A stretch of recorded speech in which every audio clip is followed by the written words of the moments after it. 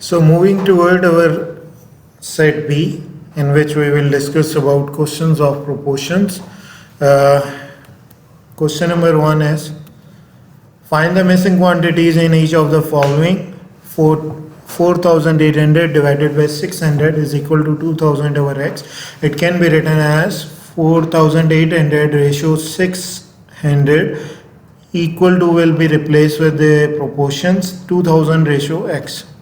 तो यहाँ पे हमारे पास हमने करना ये होता है, एक्सट्रीम कॉर्नर वाले आपस में मल्टीप्लाई हो रहे होंगे और जो मिड में रह जाएंगी टर्म्स वो आपस में मल्टीप्लाई होंगी. तो अगर आप चेक करो तो 48 मल्टीप्लाई होगा 4800 मल्टीप्लाई होगा x से और 600 मल्टीप्लाई होगा 2000 से. तो 4800 आपके पास यहाँ पे डिवाइड हो मल्टीप्लाई हो रहा है, नीचे आके डिवाइड हो जाएगा. तो जो x का आंसर आता है दैट इज 250. इसी तरह हमारे पास इसका बी पार्ट है. बी पार्ट को भी आपने इसी तरह लिख लेना है. जब आप इसके बी पार्ट को लिखते हो तो हमारे पास जब इसे रेशो में लिखोगे तो ये आ जाएगा 648 रेशो 108 प्रोपोर्शन x रेशो 50. अब करना क्या है, एक्सट्रीम कॉर्नर वाले आपस में मल्टीप्लाई कर दें और मिड वाले आपस में मल्टीप्लाई कर दें, यानी कॉर्नर्स वाले आपस में मल्टीप्लाई हो जाएंगे, लास्ट वाली टर्म्स आपस में मल्टीप्लाई हो जाएंगी और मिड वाली टर्म्स आपस में मल्टीप्लाई हो जाएंगी. ये फंडामेंटल लॉ ऑफ प्रोपोर्शन होता है. हम इसी को आगे फर्दर यूज़ भी करेंगे हमारे नेक्स्ट क्वेश्चंस के अंदर. तो क्वेश्चंस की तरफ मूव करते हैं. तो ये हमारे पास 648 मल्टीप्लाई होगा 50 से और 108 मल्टीप्लाई होगा x से. x के साथ 108 मल्टीप्लाई हो रहा है, नीचे आके डिवाइड हो जाएगा. तो 108 जब डिवाइड होता है तो आंसर आ रहा है 300. Question number 2, the cost of building 1.5 mile of a certain highway was 4,20,000. What was the cost of 4.5 mile of that highway? इसकी एग्जांपल सिंपल ये कह सकते हैं कि एक 1.5 माइल हाईवे बनाने में हमें 4,20,000 लग रहा है, जैसे एक गली बनाने में हमें 4,20,000 रुपये लग रहे हैं. तो आप ये बताएंगे चार गलियां बनाने पड़ जाएं तो कितने पैसे लगेंगे. ये क्वेश्चन इस तरह से हमें दिया गया है. तो हम स्टार्ट करते हैं अपने क्वेश्चन को और सबसे पहले हम ये देख लेते हैं कि सबसे पहले आपको ये डिसाइड करना है कि x किसे कहना होता है. तो x हमेशा वो होगा व्हाट वाज द कॉस्ट, जो आपको फाइंड करना होगा वो हमेशा x लिखा जाएगा. So let x be the cost, क्योंकि हमें इसे फाइंड करना था तो हमने इसे लेट कर लेना है कि ये कॉस्ट के इक्वल है. उसके बाद आपने क्या करना है, सेकंड टर्म आपने ये चेक करना है कौन से दो वेरिएबल बनेंगे. अगर आप दो वेरिएबल चेक करें 1.5 माइल यानी एक डिस्टेंस दिया हुआ है और फर्स्ट ही लाइन में सेकंड वेरिएबल क्या डिस्कस की गई है, कॉस्ट ऑफ बिल्डिंग. कॉस्ट हमें दी गई है 4,20,000. तो पहला जो भी हमारे पास x होगा हम उसे पहले लिखते हैं, यानी पहले कॉलम में हमारे पास आ जाएगी कॉस्ट इन रुपीज़ है तो साथ मैंने रुपीज़ लिख दी है. तो फर्स्ट लाइन हमेशा हम फर्स्ट रो को कंप्लीट करती है, ये हमारी फर्स्ट रो होती है R1. अगर आप फर्स्ट रो पढ़ो, फर्स्ट लाइन पढ़ो तो वो फर्स्ट रो को कंप्लीट करेगी. कह रहा है 1.5 माइल हाईवे बनाने में मैंने 1.5 माइल डिस्टेंस था तो यहाँ पे लिख दिया माइल्स में, इसलिए मैंने इससे आगे यूनिट लिख दिया माइल्स का, और उसकी कीमत लगती है 4,20,000. उसके बाद हमारे पास क्या गिवन है, सेकेंड रो कंप्लीट करेगी, सेकेंड लाइन से आएगी. सेकेंड लाइन आपके पास बन रही है यहाँ पे, सेकेंड रो ये R2 होगी. R2 मेरे पास सेकेंड लाइन से कंप्लीट होगी. व्हाट वाज द कॉस्ट, इसका मतलब है हमने इसे फाइंड आउट करना था तो हमारे पास कॉस्ट के नीचे आ जाएगा x ऑफ 4.5 माइल, यानी डिस्टेंस ये दिया हुआ है तो डिस्टेंस के नीचे आपने लिख देना है 4.5. अब करना ये है कि हमेशा जो x का एरो हेड है वो नीचे से ऊपर की तरफ जाएगा, हमेशा पूरे क्वेश्चंस में इसी तरह से ये टर्म फॉलो होगी. ठीक है, x का जो एरो हेड होगा, जो भी फाइंड करना होगा उसका जो एरो हेड होगा वो नीचे से ऊपर की तरफ जा रहा होगा.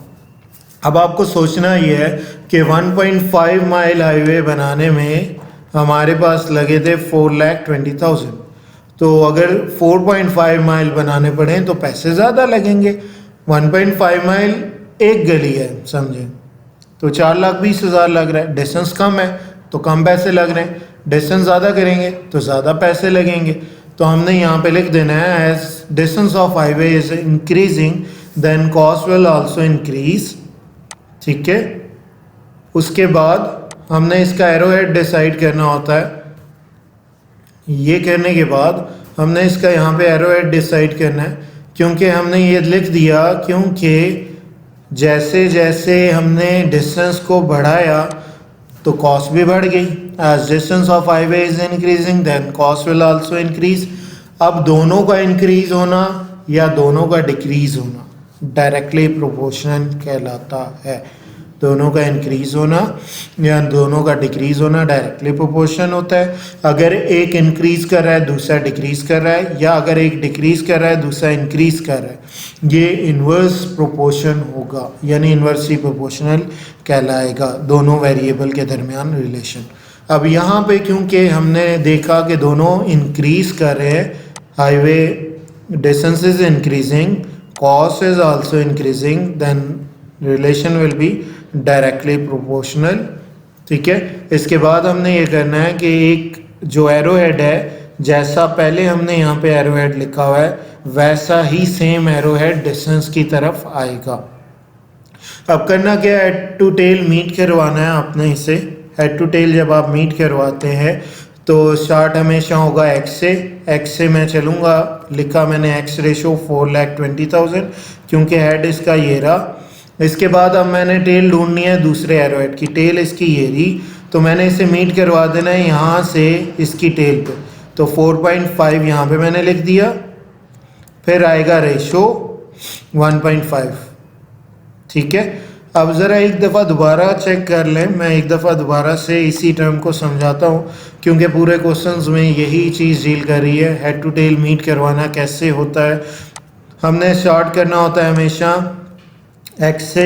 एक बात कंफर्म होगी, एक्स रेशो 4,20,000। अब जब भी वेरिएबल स्विच होगा, मैं कॉस से जा रहा हूँ डिस्टेंस पे, तो यहाँ पे प्रोपोर्शन का साइन आ जाएगा। पहले मैंने लिख दिया एक्स रेशो 4,20,000, कॉस से मैं गया डिस्टेंस पे, वेरिएबल स्विच किया, प्रोपोर्शन आ गया। फिर यहाँ ये वाला हेड दूसरे की टेल से मिलेगा। टेल कहाँ पे है, यहाँ पे, और उसके अगेंस्ट क्या लिखा हुआ है 4.5, तो यहाँ पे मैंने लिख दिया 4.5 रेशो 1.5। अब हमने क्या करना है, according to fundamental law of proportion extreme corner वाले आपस में मल्टीप्लाई हो जाएंगे और मिड वाली टर्म्स आपस में मल्टीप्लाई हो जाएंगी। जब आप इन टर्म्स को मल्टीप्लाई करते हैं तो आपके पास जो आंसर आ रहा है x into 1.5 is equal to 4,20,000 into 4.5। अब होगा ये 1.5 यहाँ x से मल्टीप्लाई हो रहा है, नीचे जाके डिवाइड हो जाएगा। जब डिवीजन होती है तो आपके पास आंसर आ रहा है 12,60,000। Question number 3. Similar, a cylindrical tank 24 feet high now holds 375 gallon of water 9 feet deep. How many gallon will it hold when full? कह रहा है जी 24 फीट हाई एक यानी 2 मंजिला एक टंकी है जिसमें 375 लीटर पानी आ जाता है। आप ये बताएं कि अगर 9 फीट टंकी में 375 गैलन पानी आया था, तो अगर 2 मंजिला टंकी हो तो कितना पानी आएगा। हाउ मैनी गैलन का मतलब है you have to let x equal to as gallon. How many gallon, तो आपका स्टार्ट होगा यहाँ पे लेट x भी गैलन।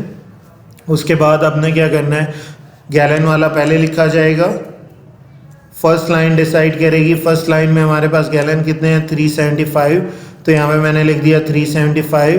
फर्स्ट लाइन में डेप्थ कितनी है मेरे पास, अगर आप चेक करो तो वो है 9 फीट, तो मैंने यहाँ पे लिख दिया 9 फीट। और अगर आप चेक करें कि सेकेंड सेंटेंस के अंदर हमारे पास जो डिस्कस कर रहा है 24 फीट हाई, यानी उसकी डेप्थ है 24 फीट, तो मैंने यहाँ पे लिख दिया 24। और यहाँ है हाउ मैनी था, तो यहाँ पे आ जाएगा x। अब पहला एरो हेड नीचे से ऊपर की तरफ जाएगा, पहले ही हम डिसाइड कर चुके हैं। दूसरे में हमें सोचना पड़ेगा। अब ये सोचें कि एक मंजिला टंकी है जिसमें 375 गैलन पानी आता है, तो अगर 2 मंजिला टंकी हो तो उसमें तो ज़्यादा पानी आएगा। इसी तरह 9 फीट डेप्थ एक टैंक था जिसमें 375 गैलन पानी आ रहा था। जब 24 फीट डेप्थ गैलन होगा तो उसमें तो ज़्यादा पानी आएगा. As depth is increasing, then gallon will hold more water, so it mean increase. तो हमारे पास क्या आ गया, so they are directly proportion to each other, क्योंकि दोनों इंक्रीज कर रहे हैं. डेप्थ इंक्रीज करने से गैलन में पानी भी ज़्यादा आ रहा है, दोनों इंक्रीज कर रहे हैं. तो जैसा पहले एरोहेड है वैसा ही यहाँ पे एरोहेड आ जाएगा. इसके बाद हमने क्या करना है, हेड टू टेल के मुताबिक हमने इसे मीट करवाना है. स्टार्ट करना है एक्स से. एक्स यहाँ पे मैंने लिख देना है, एक्स रेशो 375.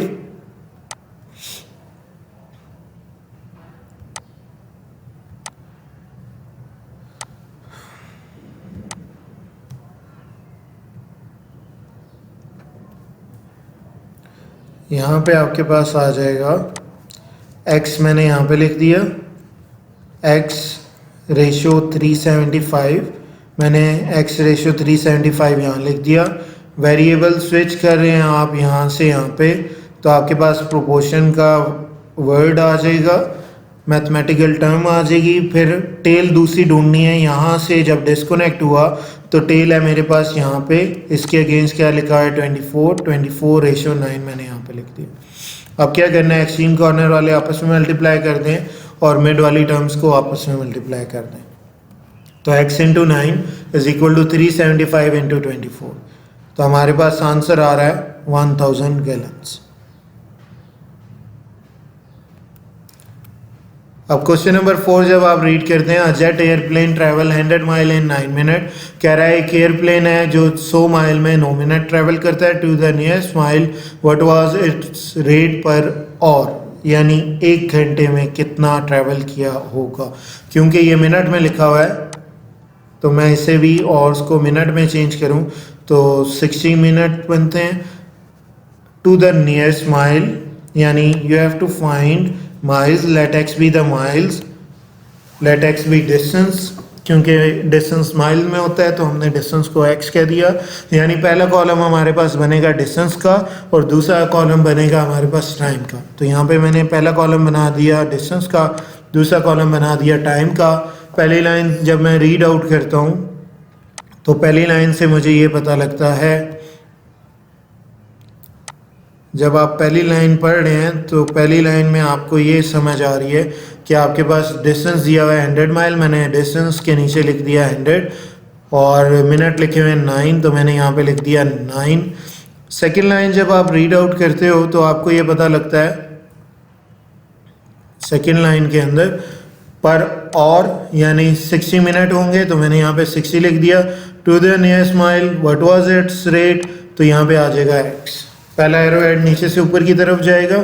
उसके बाद हमने क्या करना है, as time of travelling is increasing then distance will also increase, so they are directly proportion. क्योंकि 9 मिनट के अंदर अगर 100 माइल कवर किया था तो 60 मिनट के अंदर तो बहुत ज़्यादा कवर कर लेगा. तो इसी तरह हमने इसे लिख दिया कि वो डायरेक्टली प्रोपोर्शन होंगे. डायरेक्टली प्रोपोर्शन के बाद इसका एरो हेड नीचे से ऊपर की तरफ जाएगा. उसके बाद हमने क्या कर दिया, हेड टू टेल के मुताबिक हमने मीट करवाया x रेशो 100, वेरिएबल स्विच. तो यहाँ पे वर्ड यूज होगा प्रोपोर्शन. हेड ये रहा 100 और टेल ये रही, इसके अगेंस्ट क्या लिखा हुआ है 60, तो मैंने यहाँ लिख दिया 60 और 60 रेशो 9. इसके बाद हमने bye fundamental law of proportion extreme corner वाले आपस में मल्टीप्लाई कर दें और मिड वाली टर्म्स को आपस में मल्टीप्लाई कर दें. अब आपके पास टर्म आ रही है 9 into x is equal to 100 into 60. 9 यहाँ पे मल्टीप्लाई हो रहा था x से, तो नीचे आके डिवाइड हो जाएगा. तो आपके पास x का आंसर आ रहा है 666.67 miles. Moving toward question number 5. Question number 5 में हमारे पास डिस्कस कर रहा है सेम तरीका कि एक ट्रेन है जो कि 144 किलोमीटर डिस्टेंस कवर करती है 2 घंटे के अंदर. वो distance will it cover in 50 minute with the same speed. कितना डिस्टेंस वो कवर करेगी 50 मिनट के अंदर सेम स्पीड से. तो हमारे पास लेट एक्स बी डिस्टेंस. पहले के अंदर पहला कॉलम आपके पास बन जाएगा डिस्टेंस का, दूसरा कॉलम आपके पास बन जाएगा टाइम का. डिस्टेंस के अंदर आ रहा है 144 kilometre.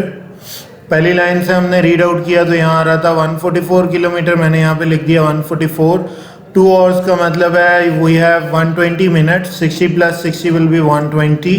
What distance will it cover in 50 minutes. Second line से मुझे मिला 50, मैंने यहाँ पे लिख दिया with the same speed. What distance का मतलब है you have to find x.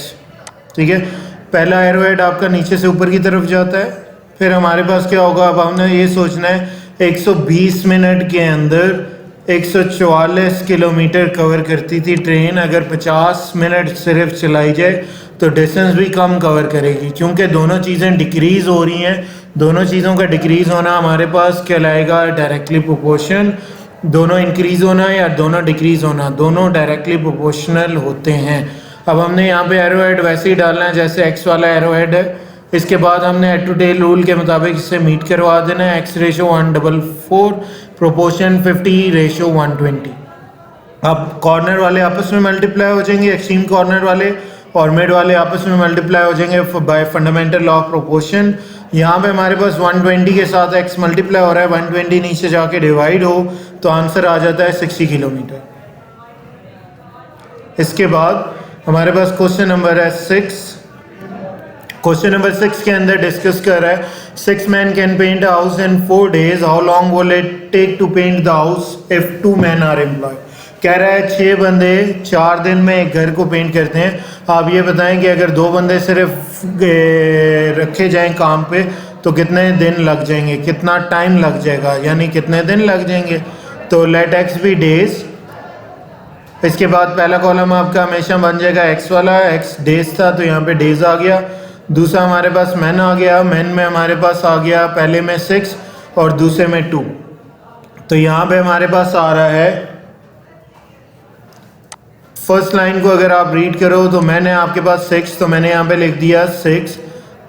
Days है मेरे पास 4 तो यहाँ पे मैंने लिख दिया 4।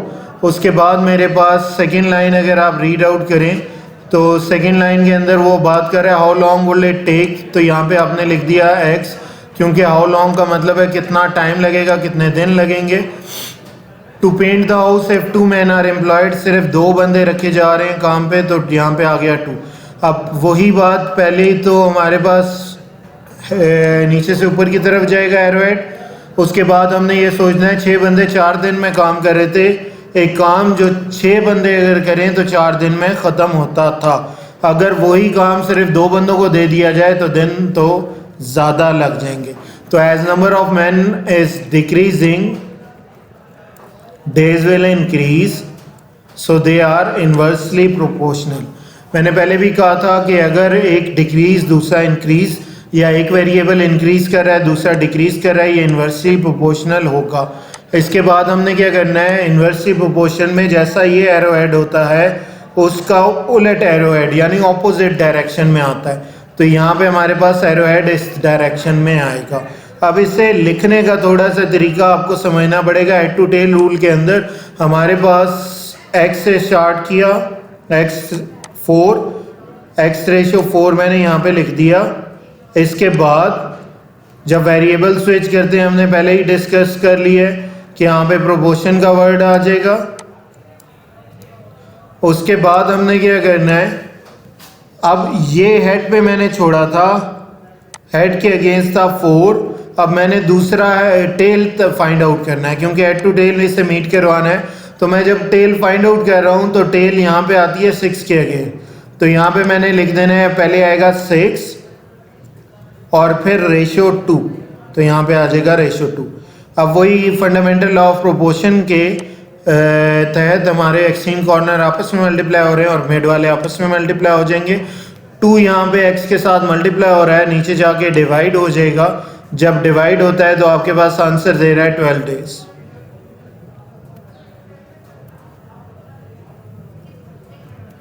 Question number 7। क्वेश्चन नंबर 7 के अंदर a bus run 100 kilometre in 8 litre of diesel, how much diesel it needed to run to 50 kilometre. कह रहा है 100 किलोमीटर 8 लीटर के अंदर चलती है गाड़ी। आप ये बताएं कि अगर 250 किलोमीटर मैंने गाड़ी को चलाना है तो कितने लीटर पेट्रोल डलवाना चाहिए। अब सबसे पहला काम जो हम करते हैं, how much diesel will be needed. How much diesel will be needed का मतलब है लेट एक्स बी डीजल। ठीक है, पहला कॉलम आपका बन जाएगा डीजल का, दूसरा कॉलम बन जाएगा डिस्टेंस का। अब आपने रीड ये करना है कि फर्स्ट कॉलम के अंदर आपके पास फर्स्ट लाइन के अंदर डिस्टेंस कितना है 100 किलोमीटर, वो 100 मैंने यहाँ से देख के यहाँ पे लिख लिया। लीटर कितना है 8 लीटर, मैंने यहाँ से देख के यहाँ पे लिख लिया। फिर मैंने सेकेंड लाइन को रीड करना है। सेकेंड लाइन को रीड करते हुए यहाँ पे मैंने देखना है डिस्टेंस कितना आ रहा है 250 किलोमीटर, तो ये देखते हुए मैंने यहाँ पे 250 लिख दिया और हाउ मच डीजल का मतलब था दैट वाज x, तो यहाँ पे हमने x लिख लेना। अब क्या करना है, नीचे से ऊपर की तरफ जाएगा एरोहेड। उसके बाद हमने क्या सोचना है कि 100 किलोमीटर 8 लीटर में चल रहा था, अगर मुझे 250 किलोमीटर गाड़ी को चलाना है तो पेट्रोल भी तो ज़्यादा डलवाना पड़ेगा, पेट्रोल ज़्यादा कंज्यूम होगा। तो मैंने यहाँ लिख दिया as distance of in travelling is increasing then diesel will also increase, क्योंकि जितना ज़्यादा आप घूमेंगे उतना ज़्यादा पेट्रोल कंज्यूम होगा। तो यहाँ पे लिखने के बाद आपने, क्योंकि दोनों इंक्रीज कर रहे थे, तो यहाँ आपने लिख दिया सो दे आर डायरेक्टली प्रोपोर्शन। अगर कोई बीच की वर्डिंग नहीं लिखना चाहता तो यहाँ पे जो मैंने हाईलाइट कर दिया है as distance is increasing then diesel will increase so they are directly proportion, बस इतना भी लिख सकते हो, बहुत गलत नहीं होगा। यहाँ पे अब आपने क्या करना है, डायरेक्टली प्रोपोर्शन में जैसा ये एरो हेड होता है वैसा ही एरो हेड आपका दूसरी तरफ आ जाता है। उसके बाद हमने क्या करना है, हेड टू टेल रूल के मुताबिक इसे मीट करवा देना है जैसे पहले करते रहे हैं। Bye fundamental law of proportion corner extreme corner वाले आपस में मल्टीप्लाई हो जाएंगे और मिड वाले आपस में मल्टीप्लाई हो जाएंगे। आपके पास आंसर आ जाएगा 20 litre. Question number 8। Question number 8 में कह रहा है 15 डजन ऑफ एग कॉस्ट ₹202.50। कह रहा है 15 दर्जन अंडे जो मुझे मिलते हैं 202.5 रुपये के मिलते हैं। आप ये बताएं 96 एग्स अगर मैं लेने जाऊं तो कितने पैसे देने पड़ेंगे। How much will it cost, how much will it cost का मतलब है लेट एक्स बी कॉस्ट। तो यहाँ आपने स्टार्ट करना है लेट एक्स बी कॉस्ट।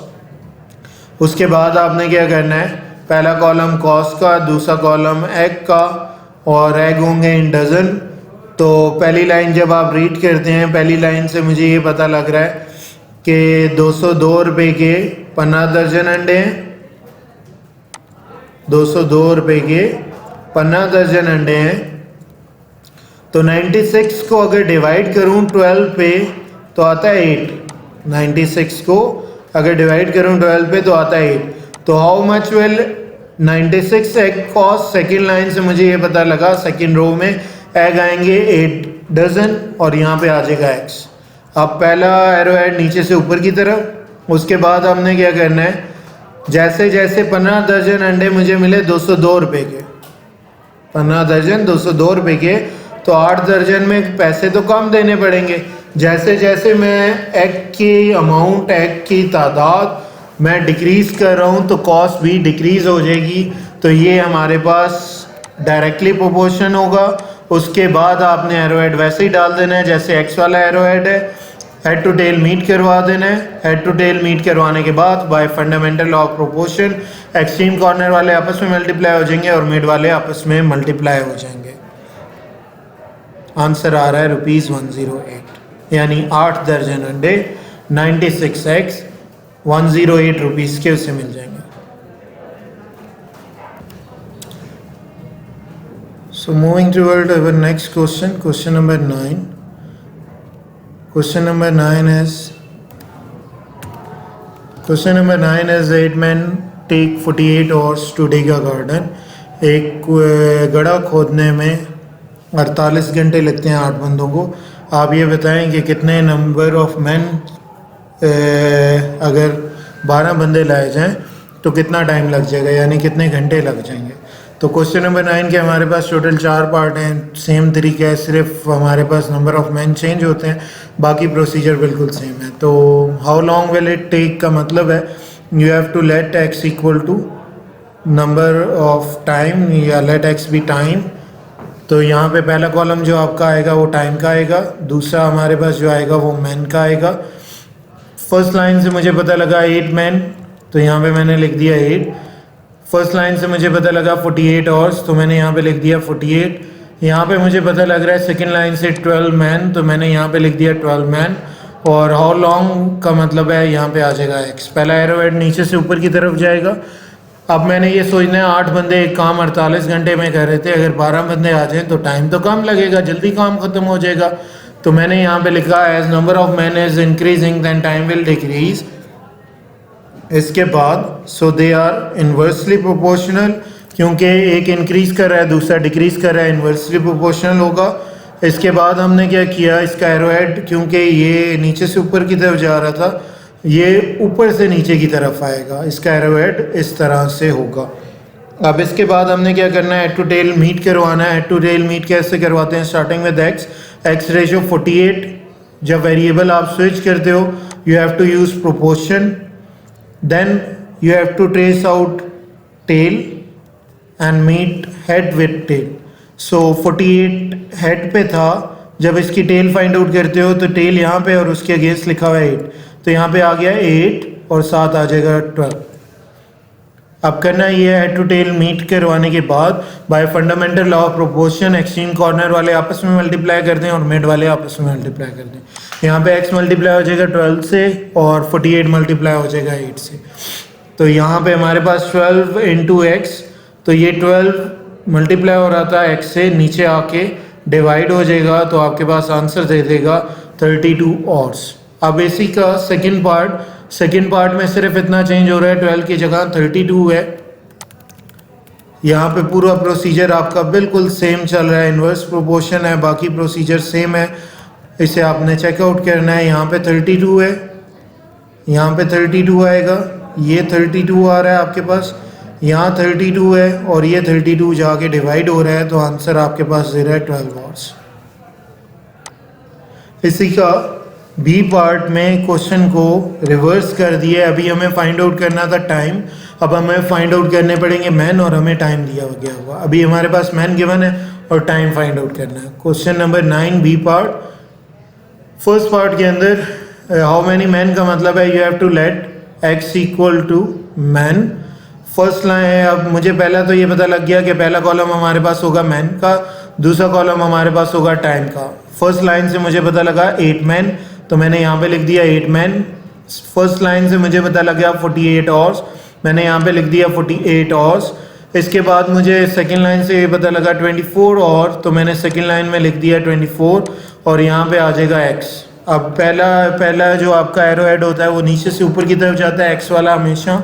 इसके बाद क्या होता है, सेकेंड एरो हेड के लिए डिसाइड करना पड़ेगा। अब आप ये सोचेंगे 48 आवर्स में एक काम ख़त्म कर रहे थे 8 बंदे, वही काम अगर 24 घंटे में ख़त्म करना हो तो बंदे ज़्यादा चाहिए होंगे, क्योंकि काम ऐसा था जो 48 आवर्स में ही 8 बंदे ख़त्म कर सकते थे।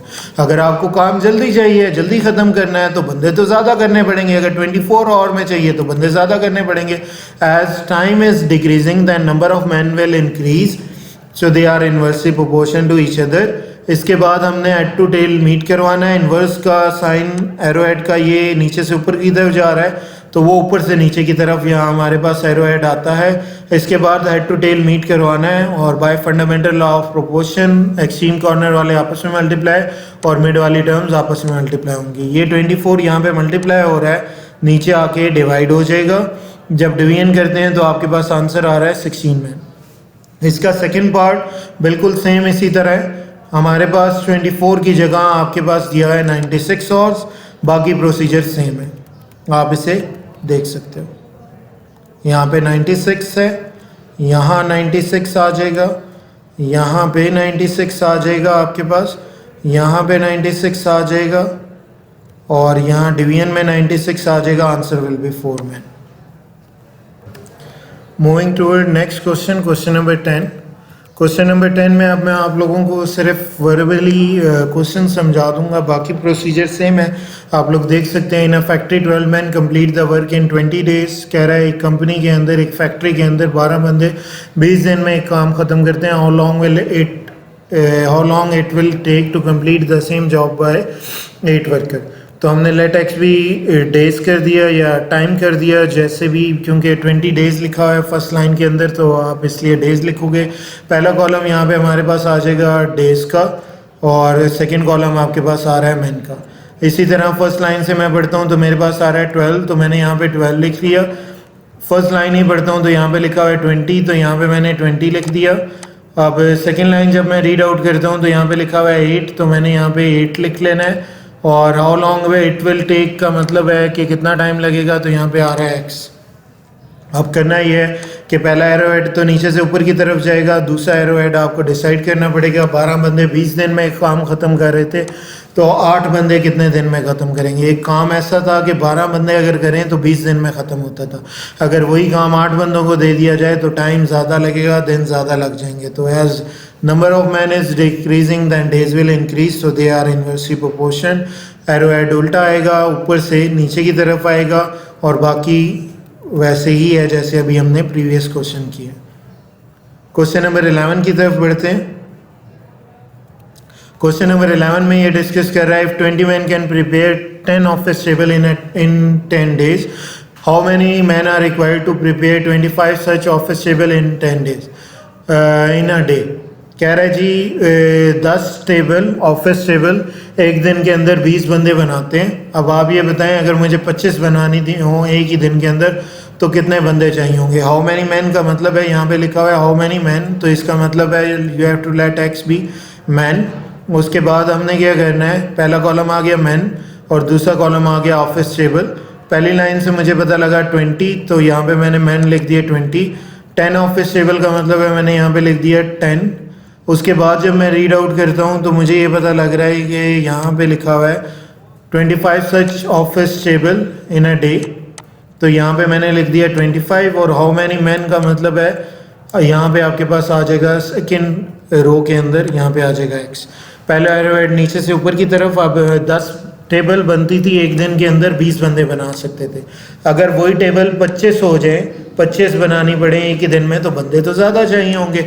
जैसे जैसे टेबल्स बढ़ा रहे हैं बंदे भी ज़्यादा चाहिए, तो दोनों इंक्रीजिंग है, डायरेक्टली प्रोपोर्शन है। वैसा ही एरो हेड आएगा जैसे पहला एक्स वाला एरो हेड है।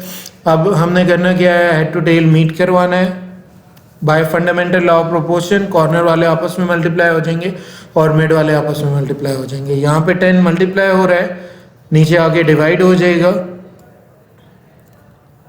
आपका x का आंसर आ जाएगा, दैट इज 50। क्वेश्चन नंबर 12 की तरफ बढ़ते हैं। क्वेश्चन नंबर 12 में हमारे पास डिस्कस कर रहा है 15 dozen of egg cost ₹750, how much will 8 dozen of egg cost. कह रहा है कि 15 दर्जन अंडे अगर 750 रुपए के हैं तो आप ये बताएं 8 दर्जन अंडे कितने रुपए के आएंगे। अब हमने how much will 8 dozen cost, so let x be cost, क्योंकि यहाँ पे लिखा हुआ है हाउ मच और यहाँ पे लिखा है कॉस्ट, तो लेट एक्स बी कॉस्ट। उसके बाद पहला कॉलम कॉस्ट का, दूसरा कॉलम एग का। हमारे पास पहली लाइन से हमें मिल गया 15 डजन एग, तो यहाँ पे आ गया 15। और फर्स्ट लाइन से मुझे मिल गया 750, तो मैंने यहाँ पे लिख दिया 750। उसके बाद how much will 8 dozen of egg cost, how much will 8 dozen of egg cost. तो यहाँ पे हमने लिख देना है कि यहाँ पे मुझे मिला 8, तो यहाँ पे मैंने लिख दिया 8। उसके बाद मैंने क्या, how much will 8 dozen of egg cost का मतलब है यहाँ पे मेरे पास आ गया x, पहला एरो हेड नीचे से ऊपर की तरफ। फिर हमने ये करना है कि सोचना है 15 दर्जन अंडे 750 रुपए के थे, तो 8 दर्जन अंडे कितने रुपए के होंगे, 8 दर्जन कम पैसों के होंगे। तो दोनों चीज़ें डिक्रीज कर रही हैं, 15 से 8 आना डिक्रीज है, 15 to 8 डिक्रीज कर रहा है टर्म के अंदर, तो कॉस्ट भी डिक्रीज करेगी। तो यहाँ पे हमने ये कह दिया कि डायरेक्टली प्रोपोर्शनल होगा। और उसके बाद हमने ये कहना है कि इसका एरो हेड वैसे ही होगा जैसे पहले एरो हेड गिवन है। हेड टू टेल मीट करवाना है और bye fundamental law of proportion इसे लास्ट टर्म्स आपस में मल्टीप्लाई और मिड टर्म आपस में मल्टीप्लाई करने के बाद आपको 15 को डिवाइड कर देना है, आपका आंसर आ जाता है। क्वेश्चन नंबर 13 की तरफ मूव करते हैं। क्वेश्चन नंबर 13 में कह रहा है if the price of 50 readymade shirt is ₹3652, then what will be the price of 85 such shirt, then what will be the price. तो सबसे पहले हमें x फाइंड आउट करना होता है। x हमारे पास आ गया प्राइस, x आ गया कॉस्ट। पहला कॉलम बन जाएगा कॉस्ट का, दूसरा कॉलम आ जाएगा शर्ट्स का। हमारे पास 3652 शर्ट्स बनती थी, 50 शर्ट की कीमत बनती थी 3652। ये यहाँ से मैंने देख के लिख लिया है। इसके बाद मैंने क्या करना है, मैंने अब ये सोचना है कि अगर मेरे पास 85 शर्ट्स आ जाएं उसी तरह की सिमिलर, तो कितने पैसे लगेंगे। 85 सेकेंड लाइन से मुझे पता लगा, तो यहाँ पे आ गया 85, उसके बाद यहाँ पे आ गया x। अब हमें करना ये है, पहला एरो ऐड नीचे से ऊपर की तरफ, और दूसरा एरो ऐड हमने ये सोचना है 50 शर्ट मिल रही थी 3652 रुपीज़ की, तो 85 शर्ट्स कितने की मिलेंगी। तो 50 शर्ट अगर इतने की मिली हैं, 50 शर्ट मुझे मिली हैं 3652 रुपीज़ की, तो 85 शर्ट्स तो मुझे महंगी मिलेंगी, ज़्यादा पैसे देने पड़ेंगे। दोनों चीज़ें इंक्रीज़ करी हैं, दोनों चीज़ों का इंक्रीज़ करने का मतलब ये होता है कि डायरेक्टली प्रोपोर्शन होगा, उसके बाद प्रोसीजर सेम पहले जैसा ही है।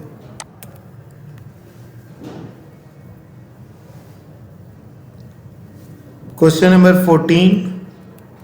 क्वेश्चन नंबर 14 में वही काम कह रहा है, 16 man complete a job in 10 days, how long will it take 32 man to complete the same job. कि 16 बंदे एक काम 10 दिन में कर रहे थे, तो आप ये बताएं कि 32 बंदे कितने दिन में करेंगे।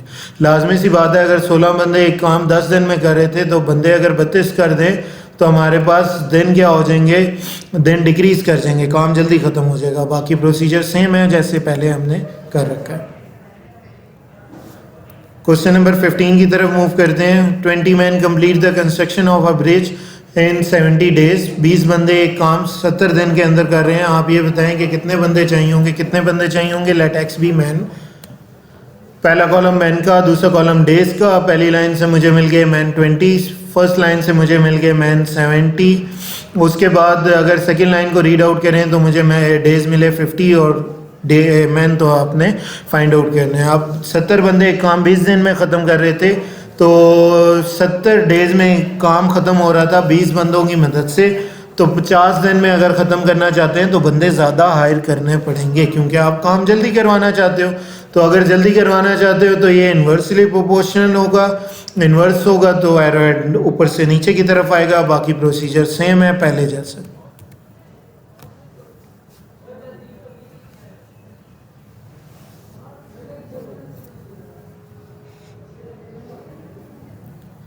क्वेश्चन नंबर है 16।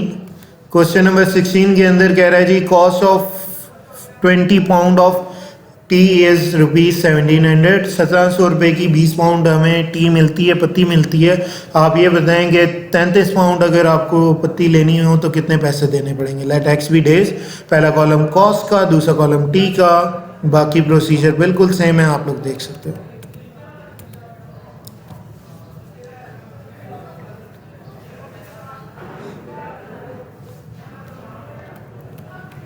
क्वेश्चन नंबर 17 भी मैं समझा देता हूँ। 18 man complete the job in 30 days। 18 बंदे 30 दिन में एक काम ख़त्म कर रहे थे। आप ये बताएं कि अगर 12 वर्कर हायर किए जाए तो टाइम कितना लगेगा। पहले हमने time late x be days हो जाएगा, डेज वाला कॉलम पहला होगा, मैन वाला कॉलम सेकंड होगा। पहला नीचे से ऊपर की तरफ जाएगा। उसके बाद हमने क्या करना है, as number of days are decreasing then man number of man will increase, क्योंकि 18 बंदे एक काम 30 दिन में ख़त्म कर रहे थे। बंदे अगर कम कर दोगे डेज ज़्यादा हो जाएंगे। as number of days are as number of men are decreasing then days will increase। यहाँ पे थोड़ी सी गलती है, यहाँ पे मैन आएगा और यहाँ पे हमारे पास डेज आएगा। उसके बाद ये इन्वर्सली प्रोपोर्शन है, इन्वर्स होने की वजह से इसका एरो हेड ऊपर से नीचे की तरफ आएगा। बाकी प्रोसीजर सेम पहले की तरह से है।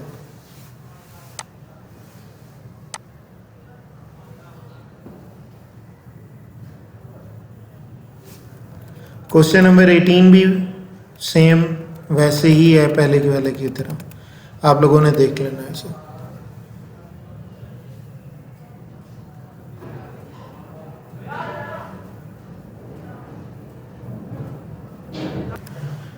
Moving toward question number 19। Question number 19 में हमारे पास पहली दफ़ा ऐसा क्वेश्चन आ रहा है कि 3 वेरिएबल है हमारे पास।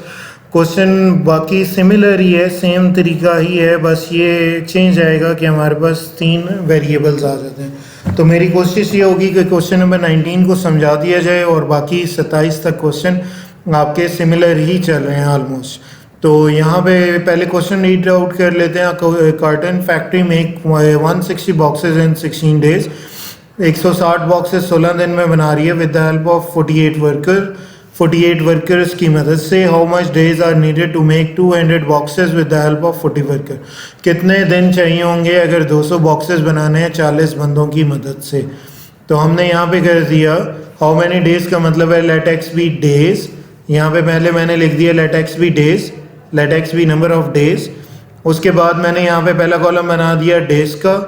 इसके बाद मैंने यहाँ पे चेक किया कि फर्स्ट लाइन से मुझे कितने डेज मिल रहे हैं। फर्स्ट लाइन पे अगर आप रीड करें तो मेरे पास 160 डेज लिखा है, तो मैंने यहाँ पे 116 लिख दिया और उसी के नीचे मैं यहाँ पे x लिख दूंगा क्योंकि वो फाइंड आउट करना है। पहला एरो हेड नीचे से ऊपर की तरफ जाएगा। अब फर्स्ट लाइन से मैंने जब रीड किया तो मेरे पास एक वेरिएबल आ रहा है डेज, एक आ रहा है बॉक्सेस और तीसरा आ रहा है वर्कर्स।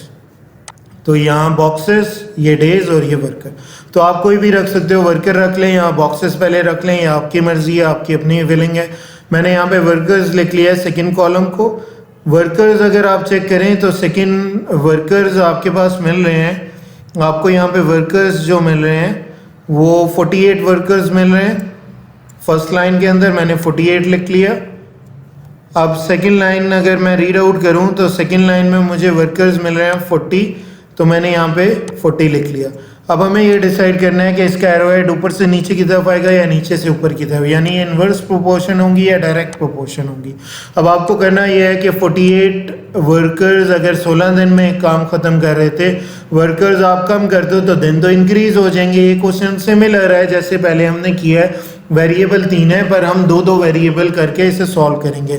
जो x वाला यानी जिसमें भी x होगा वो कॉलम हमेशा सेम रहेगा, बाकी दो स्विच किया करेंगे। तो x वाला कॉलम सेम रहा है, डेज वाला कॉलम सेम रहेगा, बाकी दो स्विच कर रहे हैं। हमारे पास पहले लिखा हुआ है 16 और x, ये सेम रहेगा। ये वाला पहले वाला कॉलम हमारे पास सेम रहेगा।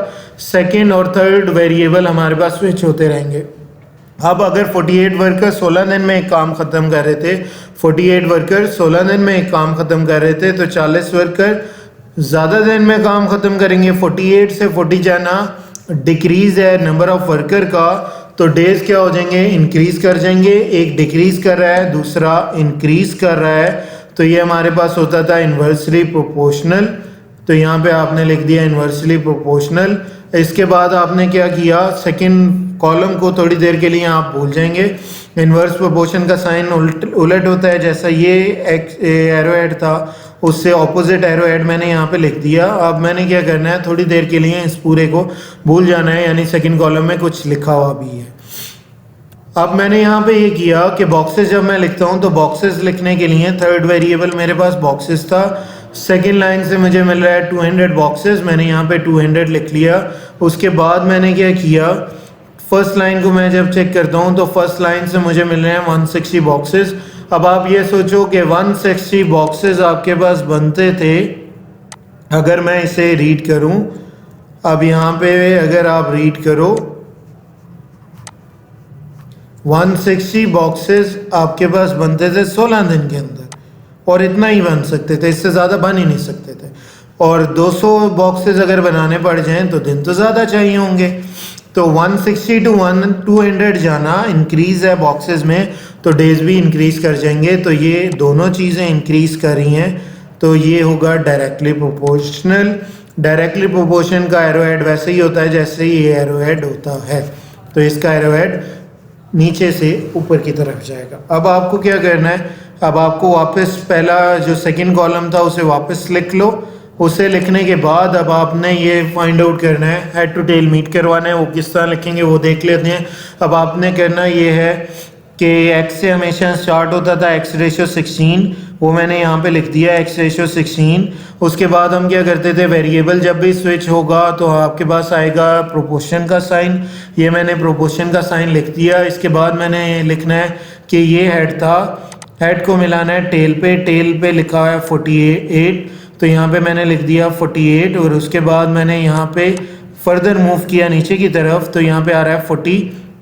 अब ये हेड मीट करवाना है 40 लिखने के बाद अब इसे मूव करवाना है टेल की तरफ। अब इसकी टेल अगर फाइंड आउट करें तो यहाँ पे टेल है और उसके अगेंस्ट क्या लिखा है 200।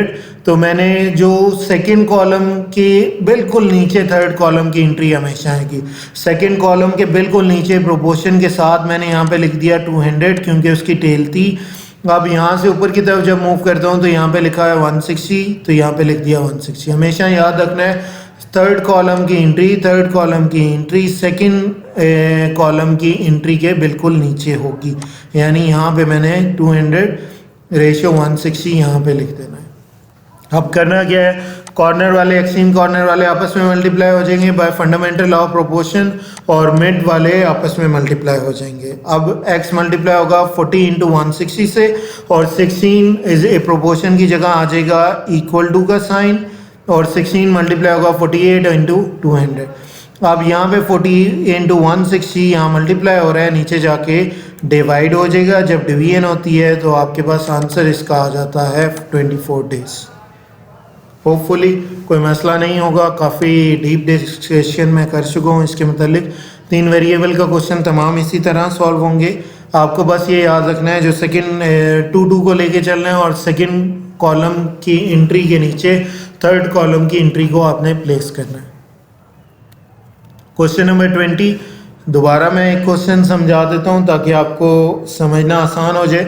बाकी 7 क्वेश्चन बिल्कुल इसी तरह होंगे, मैं आपको दिखा दूंगा बट आपने वो करने खुद ही होंगे। तो यहाँ पे labour force of 15 workers complete the job in 15 days for 8 hour a day. कह रहे हैं 15 वर्कर्स 15 दिन में कोई जॉब 8 घंटे रोज़ काम करके ख़त्म करते हैं। आप ये बताएं कितने दिन लग जाएंगे अगर 25 वर्कर हायर कर लिए जाएं और वो रोज़ के 6 घंटे काम करें। तो let x be number of days कैसे पता लगा, यहाँ पे लिखा हुआ है how many days are needed. So let x be number of days. इसके बाद आपने क्या किया, पहला कॉलम आएगा डेज का।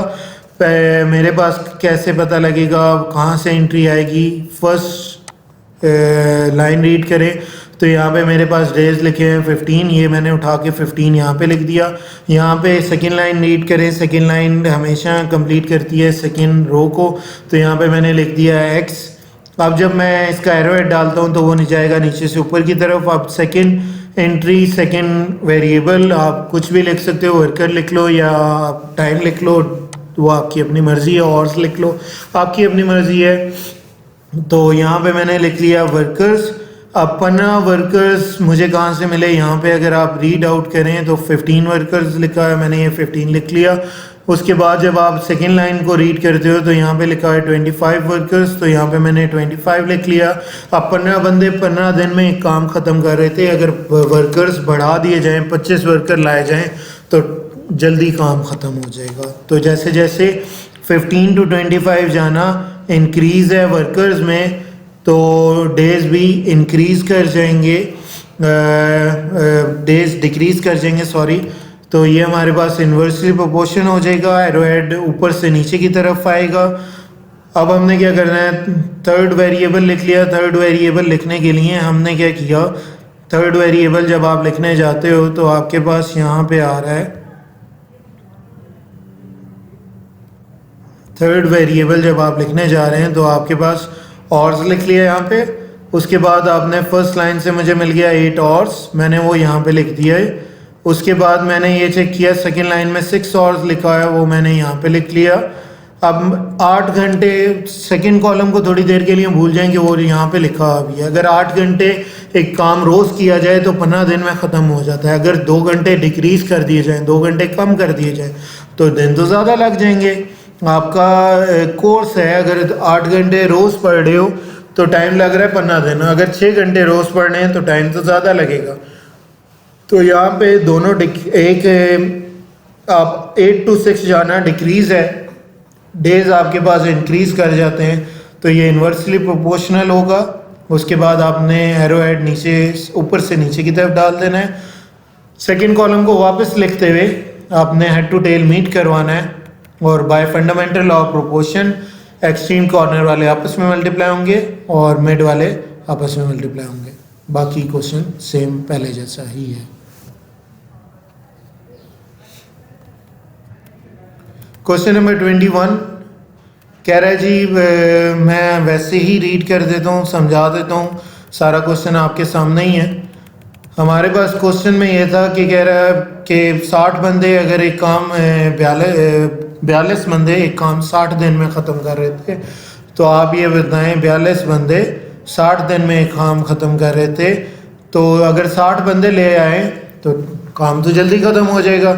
जैसे जैसे आप बंदे इंक्रीज़ कर रहे हैं डेज डिक्रीज़ हो जाएंगे, बंदे आपने इंक्रीज़ किए डेज डिक्रीज़ हो गए, इन्वर्स प्रोपोर्शन है। ये एरो हेड अगर इस तरह था तो ये वाला इन्वर्स वाला रिलेशन इस तरह से आएगा। उसके बाद हमने क्या करना है, अब आप ये सोचें कि 8 घंटे अगर रोज़ काम किया जाए तो वो काम ख़त्म होता है 60 दिन के अंदर। अगर 8 घंटे रोज़ काम किया जाए तो 60 दिन में काम ख़त्म हो रहा है।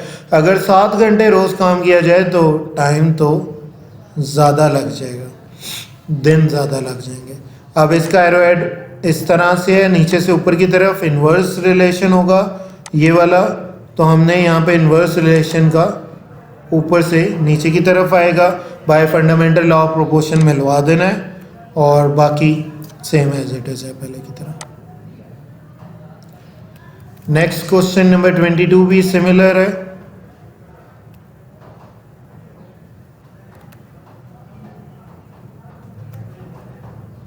सेकंड कॉलम आप थोड़ी देर के लिए भूल जाते हैं और फिर सोचते हैं, सोचने के बाद आप लिखते हैं इन्वर्स रिलेशन है।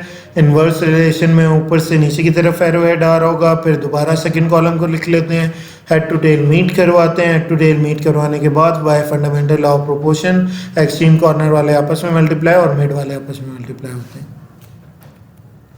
60 मेंस आपका आंसर है। इसी तरह क्वेश्चन नंबर 23 की बात करते हैं। तो क्वेश्चन नंबर 23 में let x be number of days करने के बाद आपने ये करना होता है कि 25 वर्कर 20 दिन में काम ख़त्म कर रहे थे, अगर 20 वर्कर कर दिए जाएं तो दिन ज़्यादा लग जाएंगे। इन्वर्स होगा, इन्वर्स प्रोपोर्शन के बाद आपने ये करना है कि एरो हेड ऊपर से नीचे की तरफ आ रहा होगा। उसके बाद थोड़ी देर के लिए भूल जाना है कि सेकेंड कॉलम लिखा हुआ भी है, 8 घंटे अगर रोज़ काम किया जाए तो 20 दिन में काम ख़त्म होता है। अगर वही काम 10 घंटे रोज़ किया जाए तो टाइम तो कम लगेगा। तो ये भी इन्वर्सली प्रोपोर्शन हुआ, तो हमारे पास एरो हेड ऊपर से नीचे की तरफ आएगा। दोनों लिखने के बाद तीनों वेरिएबल्स आपने लिख लेने। उसके बाद हमने क्या करना है, हेड टू टेल मीट करवाना है और फिर bye fundamental law of proportion extreme corner वाले आपस में मल्टीप्लाई और मिड वाले आपस में मल्टीप्लाई कर देंगे। क्वेश्चन नंबर 24 कह रहा है जी 15 कॉ कंज्यूम 630 kg ऑफ ए, यानी जो उसका चारा होता है, यही कहते हैं चारे को। कह रहा है जी 630 kg चारा 18 दिन चलता है अगर 14 बैल उसे रोज़ खाएं। तो अगर मैं 770 kg चारा अगर ले आऊं और मैं चाहता हूं 28 दिन तक चले, तो आप बताएं कितने कॉज को वो पूरा पड़ेगा। आपने let x be number of कॉ किया, कॉ करने के बाद आपने बाकी टर्म्स को लिख लिया। 630 kg जो चारा था वो 14 कॉ को पूरा पड़ रहा था। अगर 770 kg चारा है तो वो ज़्यादा कॉ को पूरा पड़ेगा।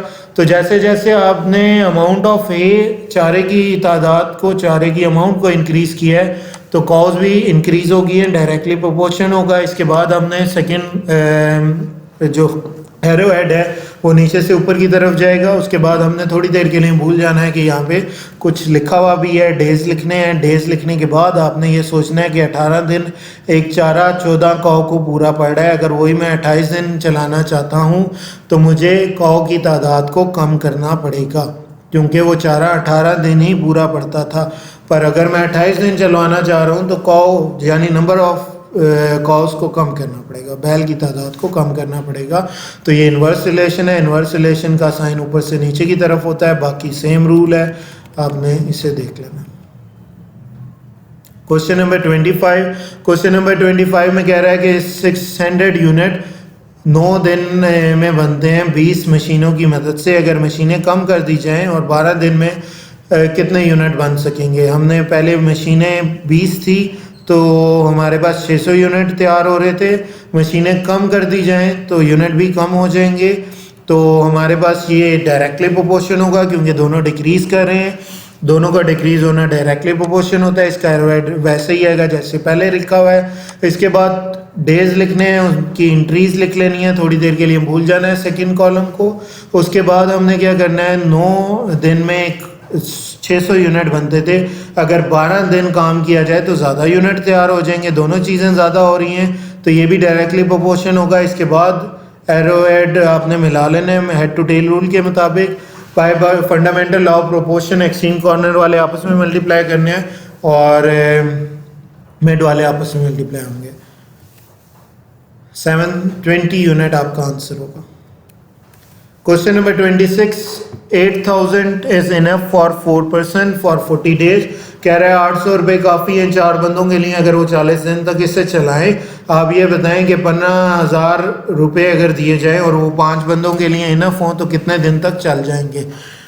तो let x be number of days. Entries लिखने के बाद अब आप ये सोचोगे कि 4 बंदे 40 दिन में कोई पैसे चला रहे हैं 15,000 रुपये या 8,000 रुपये चला रहे हैं, अगर 5 बंदे कर दिए जाएं तो आपके पास दिन तो कम हो जाएंगे, वो जल्दी ख़त्म हो जाएंगे, लाजमी सी बात है। उसके भी कोई अखराजात होंगे तो जल्दी से वो ख़त्म हो जाएंगे और दिन कम लगेंगे। तो इन्वर्स रिलेशन हुआ, ऊपर से नीचे की तरफ आएगा एरो हेड। अब आपने अमाउंट लिखनी है, सेकंड कॉलम को भूल जाना है, उसके भूलने के बाद 8,000 रुपये काफ़ी थे 40 दिन के लिए, 15,000 ज़्यादा दिन तक चल जाएंगे। डायरेक्टली प्रोपोर्शन हुआ क्योंकि दोनों इंक्रीज कर रहे हैं। डायरेक्टली प्रोपोर्शन का एरो हेड वैसे ही होता है जैसे एक्स का एरो हेड होता है। उसके बाद आपने इन्हें मिला देना है, मिलाने के बाद आपने ये करना है कि हेड टू टेल मीट करवाने के बाद by fundamental law of proportion answer find out कर लेना। Question number 27 same as it is.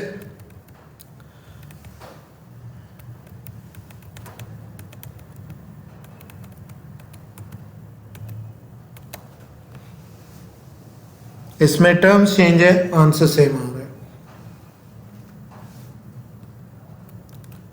Extra question मैंने डाल दिया था, ये भी क्वेश्चन सिमिलर है, अनसीन है, आप लोग देख सकते हैं।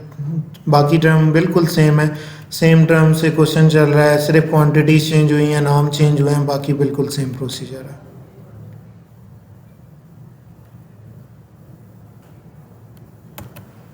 Thank you so much for your time. कोई भी मसला हो आप लोग मुझसे रब्ता कर सकते हैं। Thank you.